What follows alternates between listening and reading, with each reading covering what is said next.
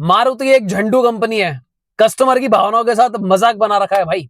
Tin की can है, कूड़े का डब्बा है मारुति। दोस्तों कुछ इसी तरीके से कमेंट सेक्शन भर गए। मेरे पास भी ऐसे कमेंट्स आए और मैंने कई जगह पढ़े भी। जब मारुति बलिनो के क्रैश टेस्ट का रिजल्ट आ गया लैटिन एनकैप से, बलिनो को मिले हैं 2 स्टार्स। एंड सरप्राइजिंगली ये जो रेज है, ये जो गुस्सा आया है लोगों में, वो इसलिए आया है क्योंकि कुछ टाइम पहले भारत एनकैप से इसको 4 स्टार मिले थे।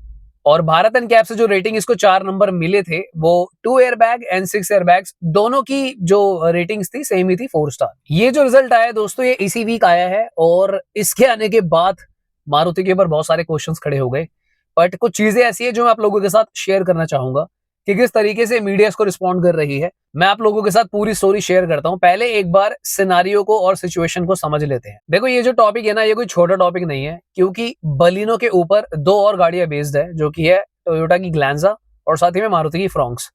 कंबाइंड अगर आप इन तीनों गाड़ियों की सेल मिला लो ना, मैं कह रहा हूँ 25 से 30 हजार बिक जाती है ये। And I am pretty much sure आप किसी न किसी ऐसे बंदे को जानते ही होगे, या तो आपकी फैमिली में तीनों में से कोई गाड़ी होगी, या फिर आपके सर्कल में कोई ना कोई ऐसा जरूर होगा जो बलिनो, फ्रॉन्क्स एक्सेट्रा गाड़ी लेके घूमता होगा। तो या तो उसको बता देना सच क्या है, या खुद समझ लो पहले, क्योंकि अगर मैंने इस चीज के ऊपर प्रकाश नहीं डाला तो बहुत सारी कंफ्यूजन हो जाएगी।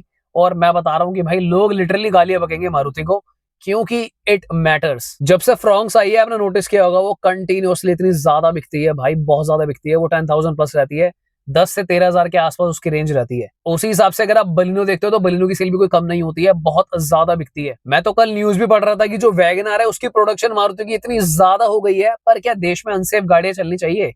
क्या है ये माजरा? चलो बताता हूँ। एक बार सबसे पहले मैं आपको बता देता हूँ कि बी एन कैप ने क्या रेटिंग दी थी और लैटिन एन कैप में इसको क्या रेटिंग मिली है। बी एन कैप ने एडल्ट ऑक्यूपेंट्स जो सेफ्टी रेटिंग थी उसको दिए थे 26.52 आउट ऑफ 32, ठीक है, जो अराउंड 83% बनता है।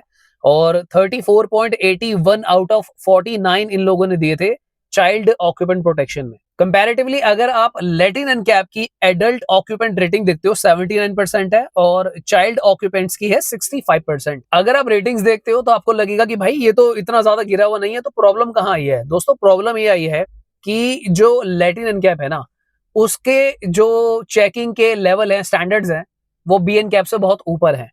और मैं आपको एक बात और बताता हूँ यहाँ पे कि मार्क्स कटे कहां पर है बलिनो के सबसे ज्यादा। बलिनो के मार्क्स कटे हैं क्योंकि इसमें एडैस अवेलेबल नहीं है। और अगर हम ग्लोबल स्टैंडर्ड्स की बात करें, स्पेशली जब लैटिन एनकैप ने जो क्रैश टेस्ट करा है अपने स्टैंडर्ड्स के अकॉर्डिंगली करा है, आई मीन वहां पर जो हैचबैक्स आती हैं उनका स्टैंडर्ड वहां पर ज्यादा है सेफ्टी का। वहां पे आपको हैचबैक्स में एडैस भी मिलता है, तो जो नंबर कटे हैं इसके सबसे ज्यादा वो एडैस की वजह से कटे हैं।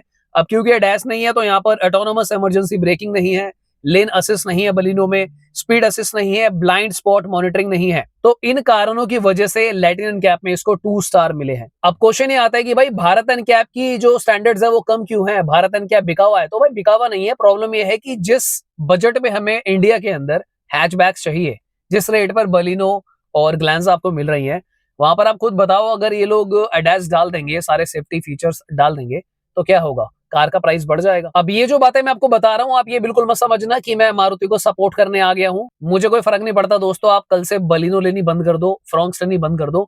मेरा काम है आप लोगों के आगे रियलिटी रखना। अब अगर हम थोड़ा सा आगे बढ़े और लॉजिकल बात करें, तो इनका जो प्लेटफॉर्म है फ्रॉन्क्स, बलिनो और ग्लैंजा का तीनों का सेम है, जो कि हार्टेक्ट प्लेटफॉर्म है, जिसमें मारुति हाई टेंसाइल स्टील का यूज ज्यादा करती है। उस प्लेटफॉर्म की वजह से अगर आप सेफ्टी फीचर्स हटा दो डैश वाले, जो मैंने आपको बताए, तो मुझे लगता है इनकी जो रेटिंग्स है काफी हद तक क्लोज है। अब यहाँ पर थोड़ा सा रहता मुझे लगता है लैटिन एनकैप ने भी फैलाया है। इन्होंने खाली एक कार टेस्ट कर ली बलिनो इस तरीके की जहां पर एडैस नहीं है, तो एक काम करो भाई, फिर वहां पे पंच भी टेस्ट कर दो। आई मीन जो हमको एक क्लोजेस्ट एग्जांपल मिल जाएगा ना, अगर पंच बिना एडैस के वहां पर भी ले आती है 4-5 स्टार, तो भाई फिर मारुति मैं तो कह रहा हूँ त्याग ही देना। तो यहाँ पे जो रहता फैलाया है ना, ये लैटिन एनकैप ने ज्यादा फैलाया है। ये काम इन्होंने आधा अधूरा छोड़ा है। तुरंत के तुरंत भाई लैटिन एनकैप को टैग करो, उनको बोले काम करो, इंडिया की ही और गाड़ी भी टेस्ट कर दो जहां पर एडैस नहीं आता, और फिर हमें क्लैरिटी दे दो। अब करते हैं थोड़ी सी देखो मुद्दे की बात, क्योंकि फ्रॉन्क्स, ग्लैंजा, बलिनो, इन तीनों का प्लेटफॉर्म सेम है, हार्टेक। बी एन कैप ने बोला है आपको कि ये 4 स्टार है, लैटिन कैप ने बोल दिया तुरंत ही कि भाई ये तो 2 स्टार गाड़ी है।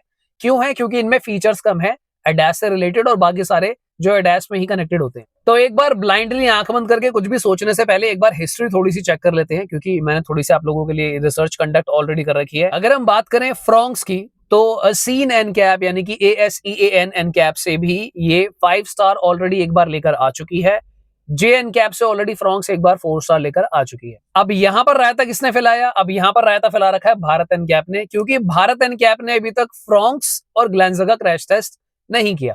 क्यों नहीं किया भाई? मेरे पास इस बात का कोई जवाब नहीं है। मुझे लगता है कि अगर फ्रॉन्क्स बाकी एन कैप में अच्छा स्कोर कर सकती हैं, तो भारत एन कैप क्यों नहीं कर रही? उसका भी क्रैश टेस्ट करो, वहां पर भी थोड़ा सा प्रकाश डाल दो। सो लॉन्ग स्टोरी शॉर्ट दोस्तों, मैं अगर आपको बताऊं, जो कि मैंने पूरी रिसर्च कंडक्ट करी है और जो मैंने सारी रिपोर्ट्स चेक करी है, बलिनो, ग्लेंजा, फ्रॉन्क्स 2 स्टार गाड़ियां नहीं है अगर आप उसको इंडिया के हिसाब से देखते हो। क्योंकि जो लैटिन एन कैप है उसके स्टैंडर्ड्स के अकॉर्डिंगली गाड़ी में एडास के फीचर्स भी होने चाहिए, जहां पर नंबर बढ़ जाते हैं। तो इनकी सेफ्टी रेटिंग कम क्यों आई है? ऐसी मान लो कि भाई हैंड राइटिंग के नंबर कट गए, क्योंकि इंडिया में तो भाई हम प्लेटफॉर्म देखते हैं, शीट मेटल क्वालिटी देखते हैं, इन चीजों पे ज्यादा जोर रहता है। एंड मारुति फ्रॉन्क्स और बलिनो का काफी टाइम पहले एज स्टैंडर्ड 6 एयरबैग्स भी हो चुका है।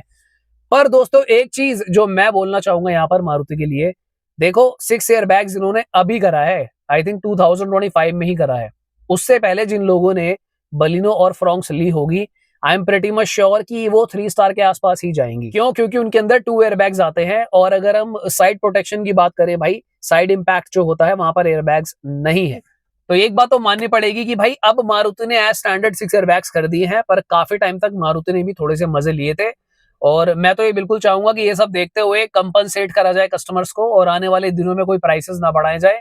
जनवरी में जो ये जबरदस्ती कार प्राइस हाइक की बात हो रही है, क्योंकि मैं चेक कर रहा था कि एमजी अब जो है जनवरी में प्राइस बढ़ाएंगे अपने। अगर एमजी प्राइस बढ़ाती है तो मुझे लगता है भाई सारे बड़े प्लेयर, चाहे टाटा हो, मारुति, यानी कि अभी जो पंच फेसलिफ्ट आएगी, कल को फ्रॉन्क्स का फेसलिफ्ट आएगा, ब्रेजा फेसलिफ्ट आएगी, इन सब के प्राइसेस बढ़ जाएंगे। तो भाई ये जो जीएसटी 2 के प्राइसेस आप लोगों ने कम करे थे, इसका क्या होगा फिर? ये तुम घूम फिर के वहीं आ गए। हम तो फिर कुल मिलाकर एक अपने ही मल्टीवर्स में जी रहे हैं, हमारे साथ कुछ भी हो जा रहा है, बढ़ भी जा रहा है, कम भी हो जा रहा है। तो I don't know what you want to say, comment करके जरूर बता देना भाई। एक तो वीडियो बनाने के चक्कर में मैंने अभी भी रियलाइज करा, ये मेरा एक बिल था, उसके ऊपर मैंने लिख दिया है। अब मेरी एक जैकेट है, वो रिटर्न भी नहीं होगी, क्योंकि मैंने बिल पे सब लिख दिया। लड़ना पड़ेगा उनसे, जाकर उनकी वीडियो बनाऊंगा। चलो खैर, वो तो मेरे पर्सनल जीवन की बात है। दोस्तों एक काम करना प्लीज, अगर आप लोग वीडियो देखते रहते हो, चैनल को तो सब्सक्राइब करो मेरे भाई प्लीज। वीडियो को लाइक कर देना, शेयर कर देना उस मारुति लवर के साथ जिसको ये सब जानने की नीड हो। तो मिलते दोबारा किसी और दिन। Thanks for watching, bye bye, take care. Maruti Jhandu company है, टीन के डब्बे बनाती है, घटिया गाड़ी है, इस तरीके के कमेंट्स आने लग गए जब नया लैटिन एन कैप में बलिनो का क्रैश टेस्ट हो गया, जहां पर इसको 2 स्टार मिले, क्योंकि भारत एन कैप में बलिनो को मिले थे 4 स्टार। सो दोस्तों, जहां पर बलिनो के नंबर सबसे ज्यादा कटे हैं वो ये है कि इस गाड़ी के अंदर एडास नहीं आता और एडास वाले फीचर्स नहीं आते। लैटिन एंड कैप के रूल्स थोड़े से स्ट्रिक्ट हैं, वहां पर स्टैंडर्ड जो है ग्लोबली काम करते हैं, इस वजह से ज्यादा नंबर कटे हैं। अदर देन दैट, अगर आप भारत एंड कैप देखते हो, 4 स्टार यहाँ पर आए हैं, और मुझे लगता है कि इसका हार्टेक प्लेटफॉर्म है, तो ये उतनी वीक नहीं रही। अब टेंशन मत लेना।